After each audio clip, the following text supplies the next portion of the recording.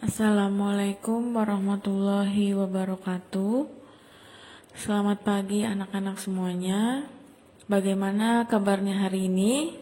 Mudah-mudahan kita semua selalu diberikan kesehatan sehingga kita bisa mengikuti kegiatan pembelajaran daring ini dengan baik.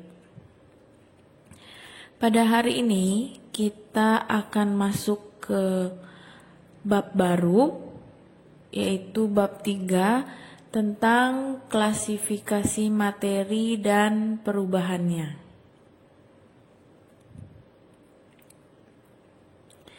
Ya, materi adalah segala sesuatu yang memiliki massa dan menempati ruang. Massa di sini maksudnya adalah berat ya. Nah, wujud materi itu ada 3 jenis, ada padat, cair, dan gas. Nah, ini adalah ciri-ciri padat, cair, dan gas. Yang pertama, padat memiliki bentuk dan volume tertentu.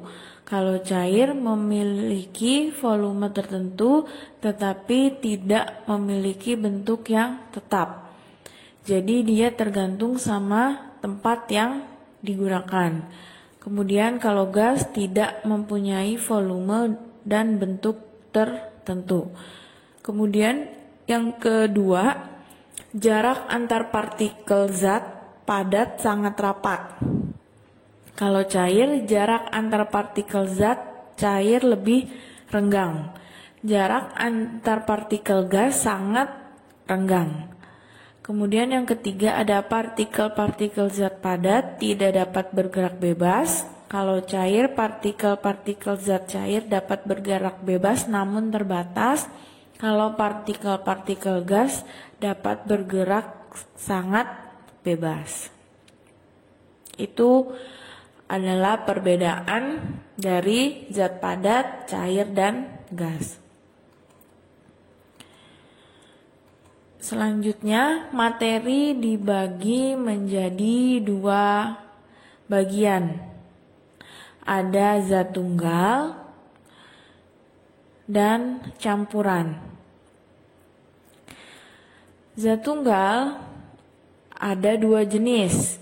Yang pertama, ada yang namanya unsur. Unsur adalah zat tunggal yang tidak bisa dibagi lagi. Jadi itu unsur udah bagian terkecil, udah paling kecil. Jadi dia tidak bisa dibagi lagi. Yang kedua, ada senyawa.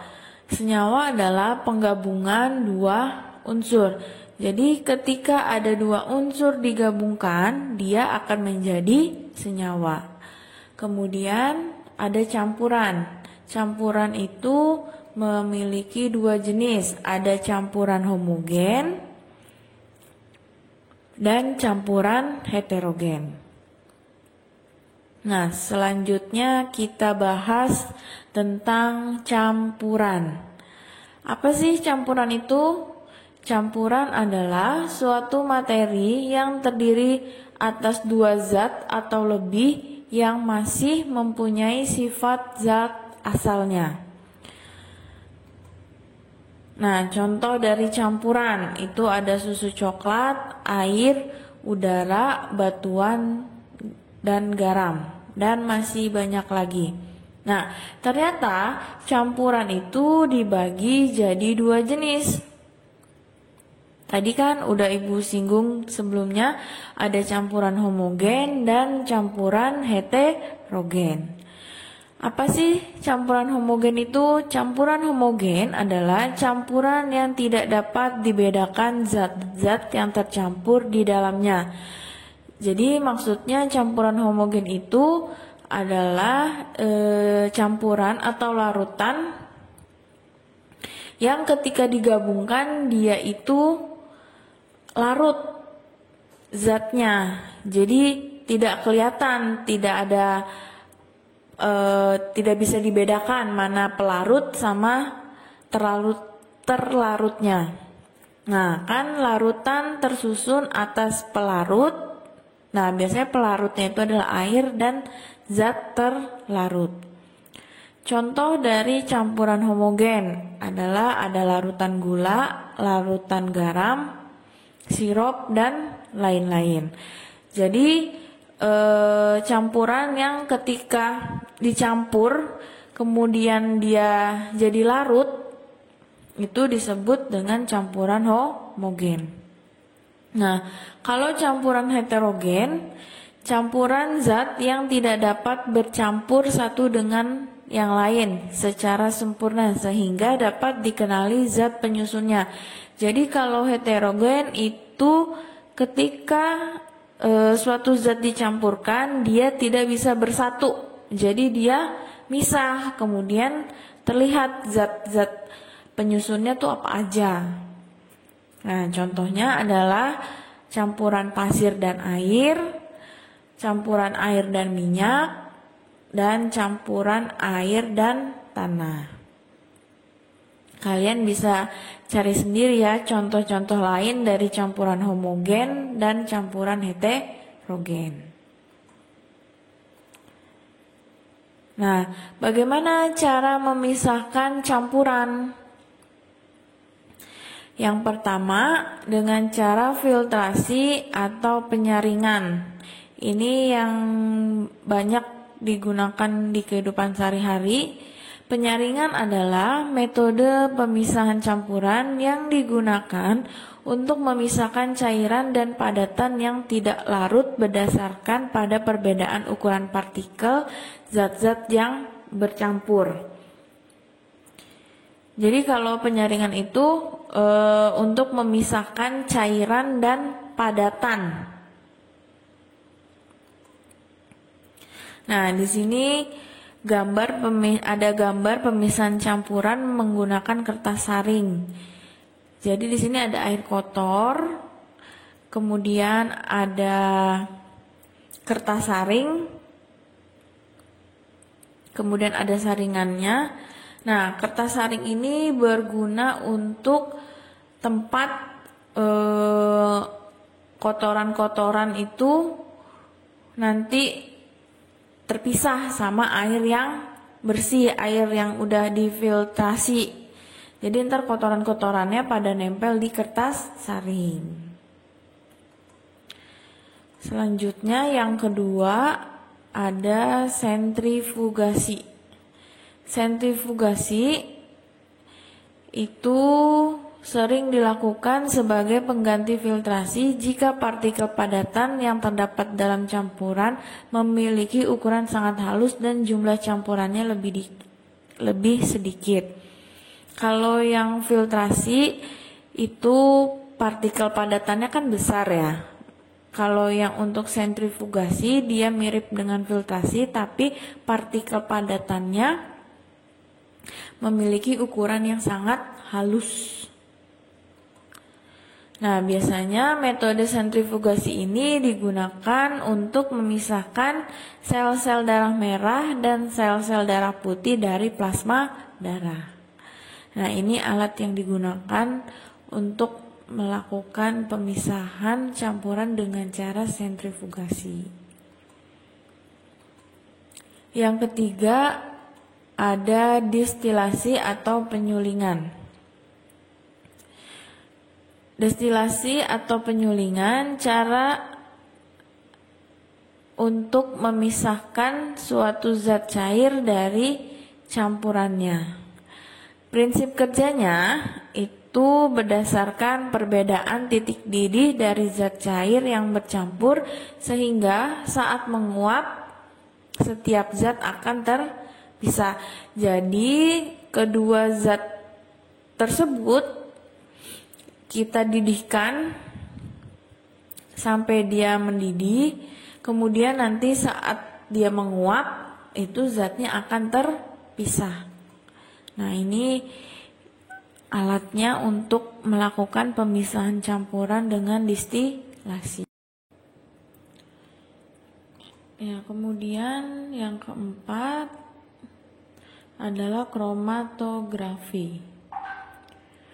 Kromatografi merupakan metode pemisahan campuran yang didasarkan pada perbedaan kecepatan merambat antara partikel yang bercampur dalam suatu medium diam ketika dialiri suatu medium gerak. Nah, contoh dari pemisahan campuran metode kromatografi itu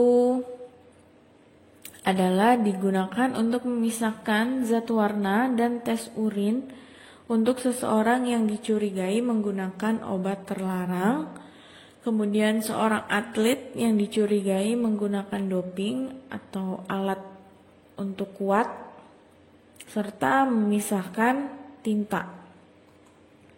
Nah, di sini ada contohnya, contoh sederhana. Ada kertas, kemudian dibuat lingkaran atau titik-titik menggunakan spidol berwarna. Kemudian digulung kertasnya.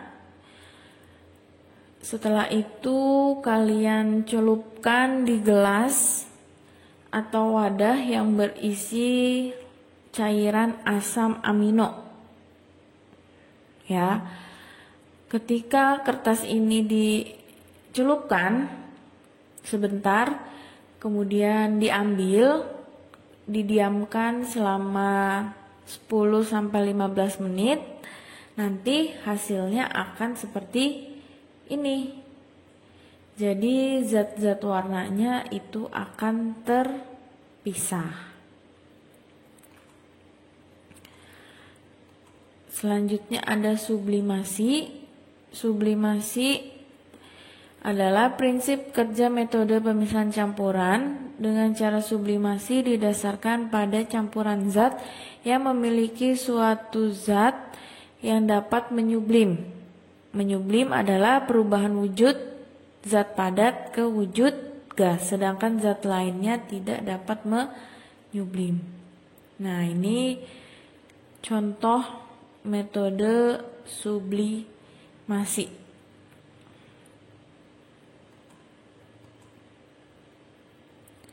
Kemudian yang kedua ada sifat materi dan perubahannya. Di sini sifat materi dan perubahannya itu jenisnya sama ya. Sifatnya sifat fisika dan sifat kimia, perubahannya juga.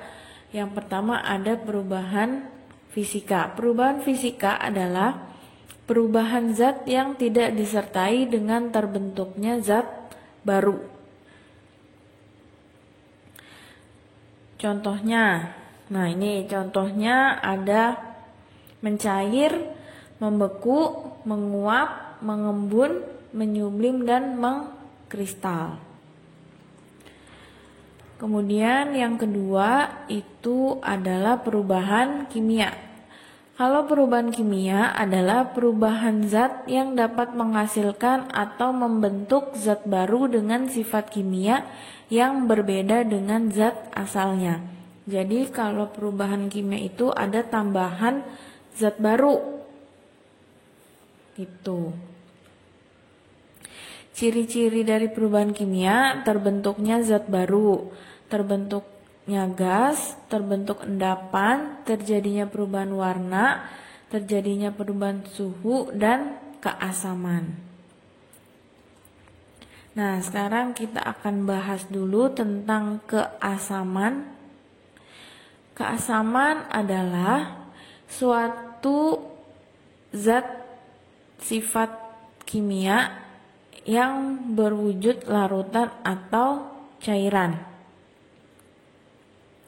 Tingkat keasaman suatu zat disebut dengan derajat keasaman yang biasa dilambangkan dengan pH.